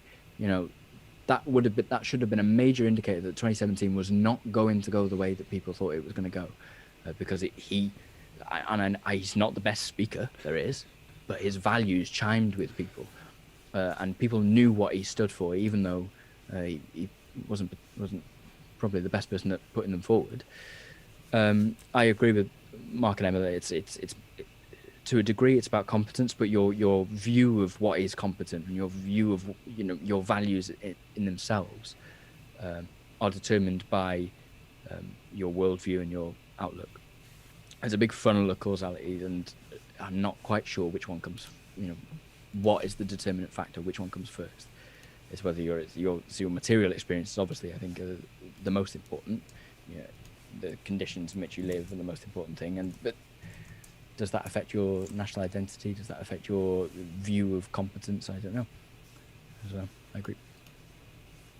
I think this is a lot about values, and you've got to be able to recognise what people's values are and be able to see them. And it's interesting, there was in the poll out today, it said the most trusted politician in the UK is Mark Drakeford, which is quite an interesting thing. When lots of people, even in Wales, well, maybe they know him more than they did before, but pre-COVID, they wouldn't have known who he was, even as being First Minister, which I think says a lot about the deficit. But I tend to agree with you, Rich. I think seeing where are those next line? You know, people like Mabon in Plaid, I think, is someone who's capable of being that, expressing those sorts of things. So there are some, and there's a few out there, but I think it's tough, and we need, you know, and the point about Corbyn shows the need for it. You know, there was a guy who actually never want to be leader, just was the person who picked the short straw out of the cabal of 3 or 4 Labour MPs who had to go for it at that time, ended up being there, put his values on his sleeve, and everyone wanted him. It was just, not everyone, obviously, but, you know, he wasn't a person to deliver them, but there's a gaping hole, and it's values led, I think, and you know, and I think that it gets sanitized through the media, doesn't it? You know, and social media isn't helping that. We're looking for sound bites that come very quickly to that go well they test these things out in small focus groups and then put them out there, and you can see that. I can see that through most of the manifestos clearly. I just think we consistently undervalue the personality of leadership can add to your party. It may not. With Corbyn, the example of Corbyn, he electrified a certain part of the electorate that was willing to look past the fact that he could sometimes barely string a sentence together or whatever. And you look at Boris, for example, and Boris has a similarly energising effect on a certain part of the community as well. And you inevitably, when you have a strong character, you also create the kind of anti-force. You create people who don't like you as much. But the thing with leadership is to try and take as many people with you as possible, and trying to extend the people that support you, and minimize. Instead of being scared to have somebody that actually makes people dislike them because they're so good at what they do like, and that's such a deep problem, and it's also unteachable. This is the thing, is you can't make someone a great leadership personality. They're born. Well, I sound like I'm arguing for the Mab Darogan again now, but you're kind of born with the characteristics of oratory. You're kind of born with charm and personality, or you can modify what you have. But there are so few of those, and I do wonder if there's also a structural issue that so many of the potential great candidates we have in the Senedd end up going down the M4 towards Westminster. I'm going to go back to one of our audience questions then, and then I think we're going to play one more game, and then we're going to try and get to the end. I didn't sign up for games. That wasn't in the contract. Is it because you're losing them? And You'd be much more in favour of the games if you were winning them. So the question, I'm going to ask Emma this. What do the panel think the turnout will be on May 6th? Do you think because of the higher visibility of Welsh Government, there'll be a better turnout? Or do you think there's some sort of anger bubbling underneath that may lead to people not bothering to vote? Well, I think based on how dynamic the manifestos are, it's not going to rally people into massive action. I think people are still pretty apathetic, which is really sad. I think COVID, for all of the awful things that it's done, I think it's made devolution more visible to people. I think it's made people realise that, there are things that are different, and actually realise that we do have devolution and we do have a Senedd, and that it does do things that affect your everyday life. Whether that will be enough to make people get out and vote, I don't know, is the honest answer. I think we will have slightly increased turnout, because I think you've now got 16 and 17-year-olds that can vote, and there will inevitably be a group of them that do.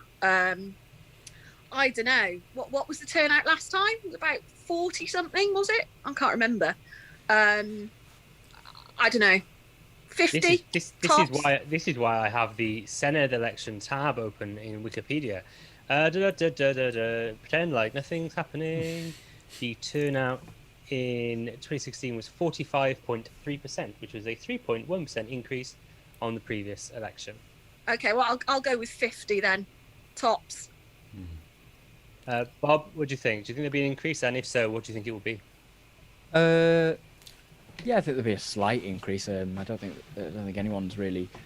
A lot more people. I agree completely with Emma, actually, but a lot more people know what devolution is, or at least are aware of devolution, and they know who Mark Drakeford is. And a lot of people have quite a, a reaction, shall I say, to him. Either you like him or you really hate him. Are the emotions running high enough to be able to turn out and vote and want to vote about that? I don't know. I don't think so. But no, from a Labour Party perspective, I'm not sure a higher turnout is necessarily what the Labour Party would be hoping for. It's bagged them quite a lot of election results so far. So, but no, I think 50. I'm going to go a bit bolder. 53%. A bit bolder. Yeah, margin of error. Mahak, what about you? I think it'll be the lowest turnout that we've had. And I think that'll be because some people will be scared of this. So I delivered postal vote letters around my area the other day. I wasn't delivering to every door. Everyone should be postal voting in this election to reduce risk, and they haven't. Those people who are keen to vote have got it, and it didn't strike me there was enough people who are doing that, so I think it's going to be quite low. And that suits Labour. I think Bob's right. And I think it's a shame. I think I don't think we're going to have a big turnout amongst younger voters. In fact, I think we'll have a really poor turnout against younger voters, which looks extremely bad on anyone who's involved in politics. So I'm quite pessimistic for a good turnout. I hope I'm wrong. If I may just jump in here, I think just to make a callback, one of the opinions that was expressed on our podcast a long time ago when we did a series on federalism, whether the Welsh national movement was compatible with socialism, we had Dr. Leeworthy came on the podcast. And I think he made a very good point, which I agree with wholeheartedly, is that if the Senedd continues to fail to get over 50% of the electorate turning out for elections, I think that opens the door to the crisis of legitimacy that sees the abolish campaigns continue to thrive, frankly. And without wanting to put too much of a point a finger in too much of a particular direction, I think it's fair to criticise not just this but previous Welsh governments for having not done enough to make it easier for more people to vote in Senedd elections, because if we have the kind of turnout that Mark is predicting there, I think that will just give an awful lot of succor to the people within certain wings of the Conservative Party and the people in Abolish that really just want to get rid of the whole thing and essentially abolish Wales at the same time as a polity. And I think that's a responsibility that this and former Welsh governments haven't lived up to, and I think they need to do more if they need to in the next term.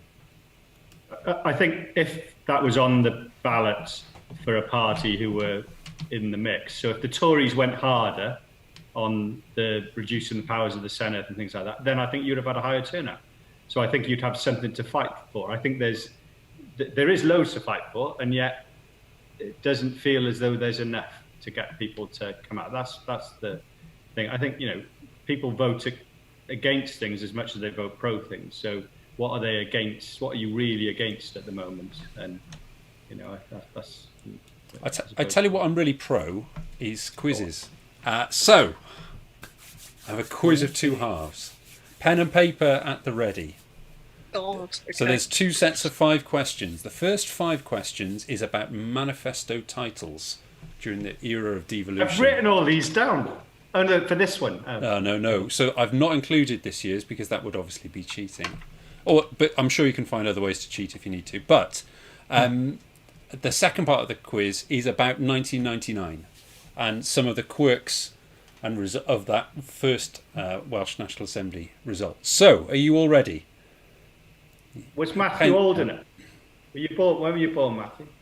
1991. Bob is the young'un here. I was 3 in 1999. Oh my God. Let's mute Bob. So Mark, you have an inbuilt natural advantage here, so we're expecting you to score better than Bob. No pressure. Right. No pressure, yeah. So, first question on manifesto titles. What have Labour promised to do for Wales in their manifestos over the years? And there are 3 things they promised to do for Wales in their manifesto titles over the years. No cheating! Although you would have to do one of the things to get close to the manifestos. Right, are we all ready for the next question? You looking perplexed and slightly disappointed. Are you still thinking? Go on. I'll pad the air if we need to. Are we still thinking or are we still... Oh. I mean, I haven't got 3, but go on. Oh, you haven't got Yeah, go on. I've got one, and I don't think that's right. One's easy. One of them's easy, isn't it? There is one that's all throughout. All right. Okay. So, second question is, whose manifesto title promised to abolish the assembly in 2007? I think I know this.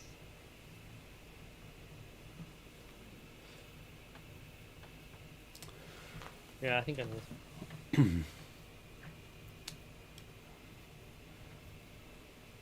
We ready to move on? There's a lot of dead air here. There's a lot of thinking going on, listeners. Go on. Third question.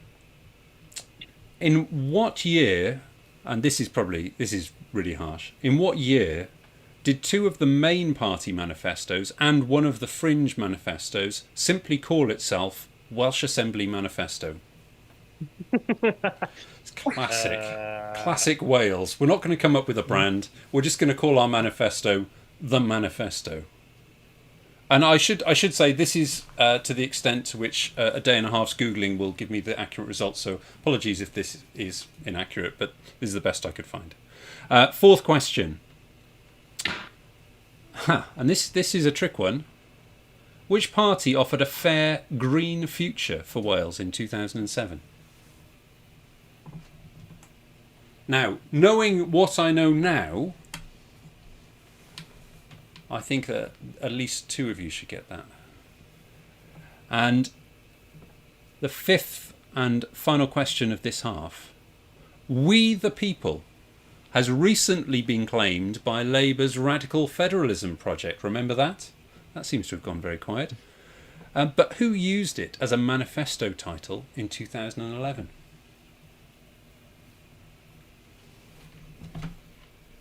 Yeah, it's not as straightforward as you might think, is it?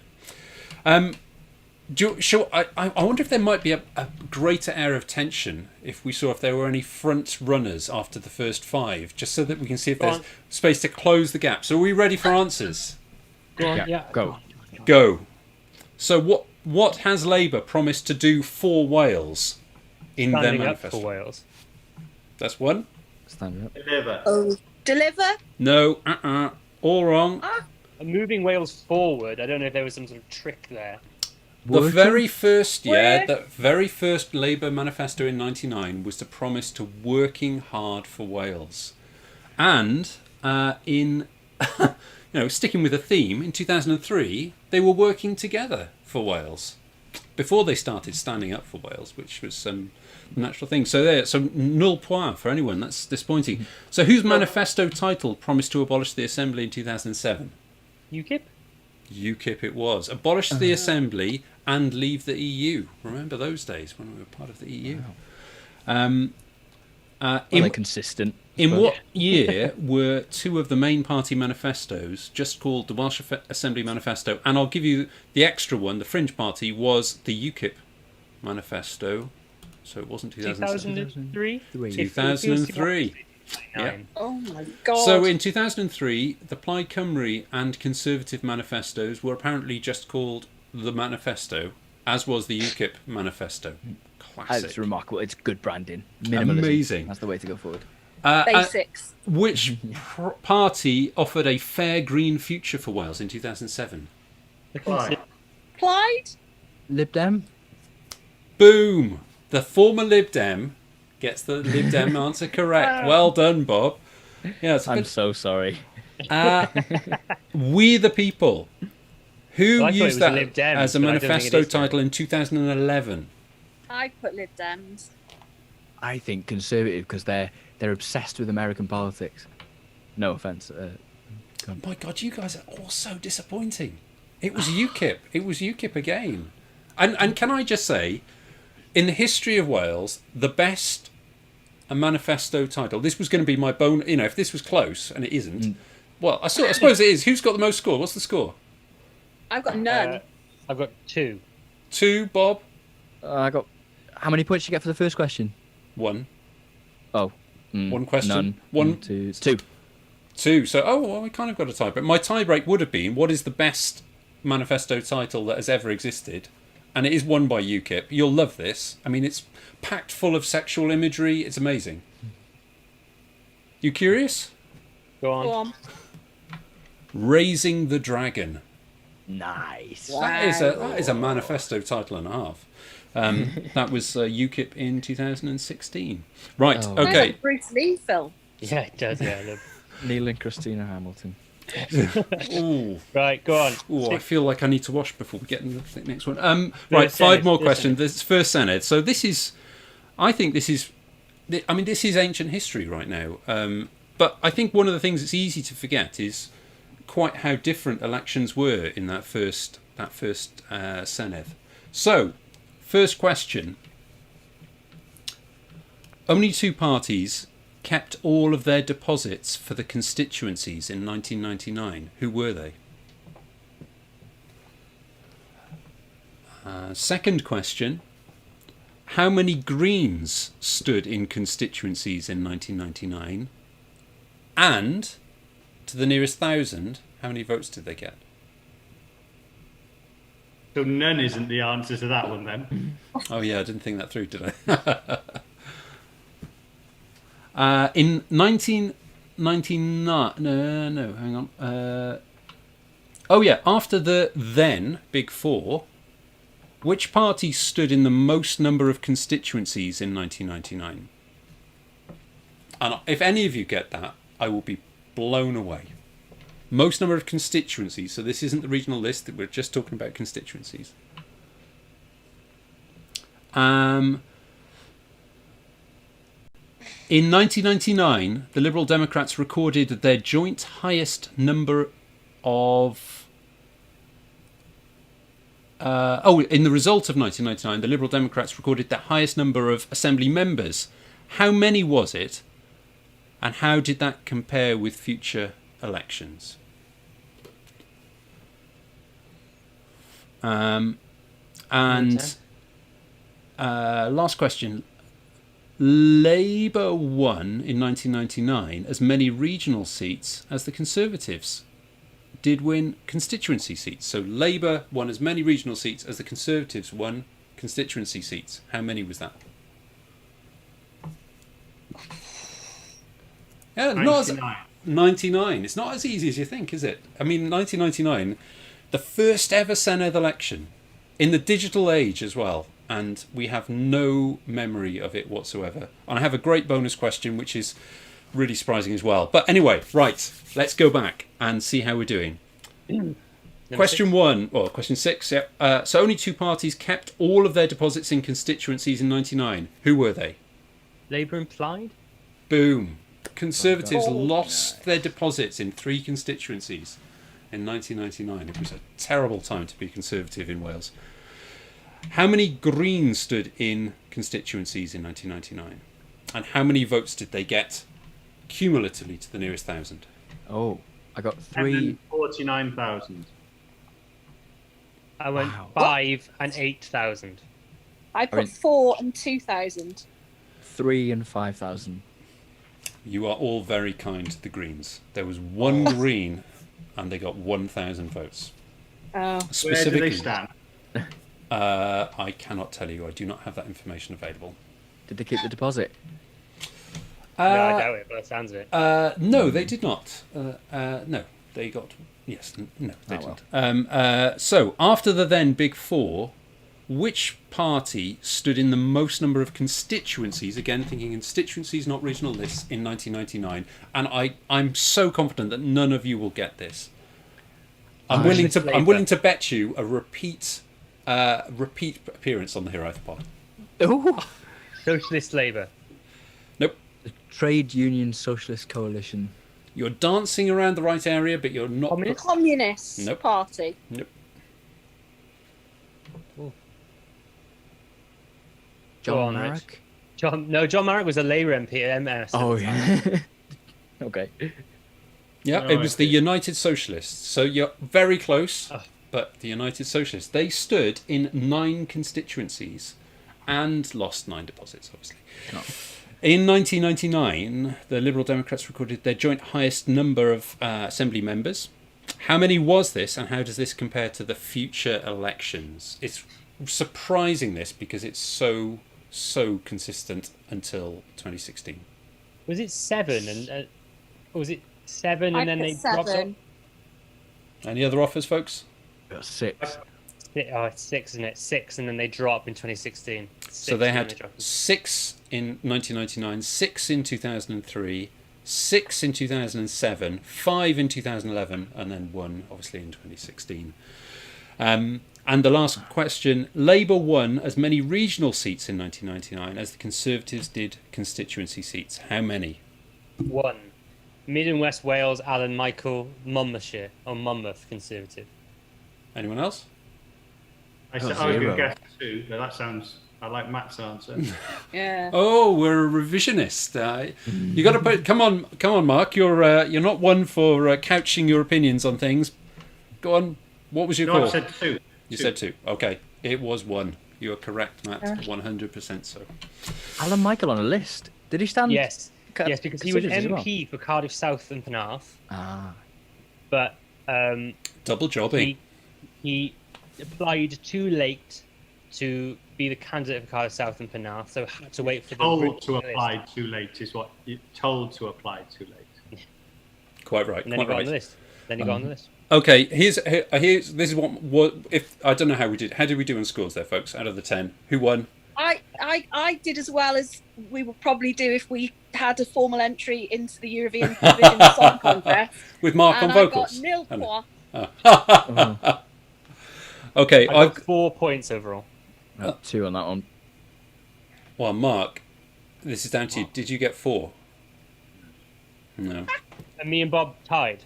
Well, is this genuinely a tiebreak round? So I get to ask my tiebreak question. I'm so excited about it. 4 out of 10 I got, yeah. Okay, now it's Matt. I'm well into it. Come on. Okay, the Natural Law Party had more regional list votes than the United Socialists and Communists, but who had more than them outside of the Big Four? Who got more regional list votes than the Natural Law Party, apart from Labour, Plaid, Conservatives, and Lib Dem? And I'll give you a clue. There's 2. And the fact that it's taking this long, this is a speed round, guys. The fact it's taking this long is going to offend at least one person we like a lot. Greens. Greens is one. And... the Christian Party? You've already said it once. Oh, Socialist Labour, Communists. Yeah. Socialist Labour. You're correct. So you managed to even draw the speed round, which I think is very impressive and a wonderful way to end. Yeah. Two separate live stream games, both ended in ties. That's wonderful. Well, I have... What's slightly worrying is I've now got to go and do a quiz, and my confidence levels have just dipped significantly. I have one more question, and then we can end the stream. Well, if the specialist subject is the 1999 election, Emma, you're gonna nail it. You're gonna be fine. Yeah, I'll be fine. I don't think it is. It's probably going to be a music round, but you know. So as Emma's got to rush off to a quiz, I'm going to ask that one question, and we'll go. What are your predictions for the election? What does everyone think will happen, Emma? Oh, I don't know on specific numbers, but I suspect that there might be a coalition between Labour and Plaid at the end of it all. Who will be the First Minister? Who knows? That's yet to be duked out. Yeah, that's my prediction. Mark? I don't think Labour will get over the line, and I think they'll need the support of Plaid Cymru. Bob? Same as Mark, but I don't think that support will be a coalition. I don't know. Yeah, I don't know. Okay, yeah. Well, me and Rich have got one pod together at least before we make our final predictions, I guess. But I don't know how you feeling at the minute, Rich. For completeness, I'll say that I think the thing that is going to happen is that it will be a Labour government with a single Lib Dem. It'll be a continuity of what we have now. It's not what I would like to see, as you well know. I'm a massive advocate of some kind of One Wales 2 agreement, but that's not going to happen. I think it's going to be Labour plus a Lib Dem. How about you, Matt? I am in 2 minds completely. I think there's definitely a very significant chance that what you've just said is happening. forms the next government. But I also think there's a real chance that Labour lose a couple of the seats they lost in the 2019 general election, and it's too difficult to govern with just a single Lib Dem, so they require the support of Plaid in some way or another, whether that is coalition or compact. Do you honestly think that the Lib Dems are going to win a seat? Because in Brecon and Radnorshire. Or regional list. Well, the list, or the regional list. It'll be one or the other. Massively think they'll- depends. If they lose Go on. if they lose Brecon and Radnor, then Abolished lost their seat on the list. Well, it depends massively whether the Lib Dem vote holds up, I suppose. You could make Yeah. the argument that they've gone back so far since 2016. You know, in Ceredigion, friend of the pod, Amanda Jenner, came second in the general election, actually, where, you know, they've held that seat for a long time before. As Amanda Jenner as a Conservative came second. So, and there's other seats where they are further behind now in BNR and in Montgomeryshire than they were previously. So, you know, it's a big gamble to say they will even hit that threshold whereby they would get that last list seat. Behind the Go on, Greens as wait well, and of see. course, in all the polls course, and the regional lists Yeah, as the well. Greens. So you may get Emily Durrant, but I don't know whether you'll get Jane Dodds. I think we'll get a Lib Dem regional seat in Mid Wales if Bill loses to James. Do you think Bill as the candidate is sort of a good enough candidate that he can drive up the Liberal vote? I don't know. To I an think equivalent level that they can get over that line on the list. I think he's very popular locally. I think he's very well respected locally. I think there was a huge personal Kirsty vote in BNR, and I also know that James is a local lad. He's very well respected, particularly amongst farming communities. You know, he's a business owner. He's been on Paris County Council cabinet, but we won't hold that against him. I think that's going to be really decisive. I think that BNR seat will be really decisive, both in terms of the constituency and how it impacts on the list, and whether you get that one Lib Dem to prop up Labour again or not. Really. Right. On that note, I think we're gonna try and draw this to a close. But thank you all so much for coming to talk to us. If people want to find you on social media, on Twitter, where can they find you? Emma, do you want to start? So it's at Real Wild. Wonderful. Thank you very much. Bob? At R.O. Lloyd 7. Mark? I don't do Twitter. It's the fourth time you've done that, Fourth Joe. time you've done that joke, but I'll forgive you. You're at Mark J. Hooper, aren't you? Wonderful. So yes, Rich, where are you? At Mimosa Cymru, and yourself, Matt? At Hexter, HXTER 101. Thank you so much for watching along with us today. If you could like and subscribe, like this video and subscribe to Hero Earth on YouTube, it would be very helpful for us. And alternatively, if you can find us on Medium at Hero Earth Blog Cymru, on Facebook at Hero Earth Blog Cymru, on TikTok at Hero Earth Blog, and on Twitter at Hero Earth Blog. Thank you very much, and see you all soon.